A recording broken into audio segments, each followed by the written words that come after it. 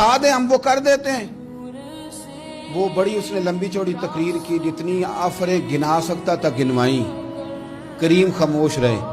جب اس کی بات پوری ہو گئی تو حضور فرمانے لگے میں بھی کچھ بولوں. کہنے لگا بولیں. میرے نبی پاک نے قرآن پاک پڑھنا شروع کر دیا. چند آیتیں پڑھی، کھڑا تھا بیٹھ گیا، پھر اٹھ پڑا. کبھی ادھر جاتا ہے کبھی ادھر آتا ہے.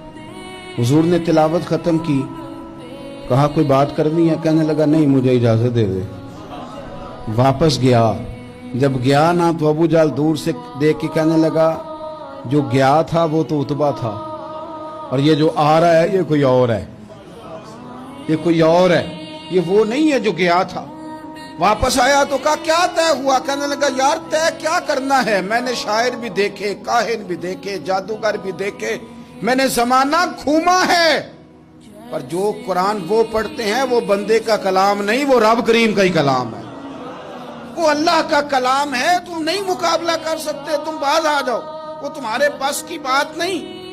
تیرے آگے ہیں یوں دبے لچے فصحا عرب کے بڑے بڑے، کوئی جان منہ میں زبان نہیں بلکہ جسم میں جان نہیں، اور کروں تیرے نام پہ جان فدا.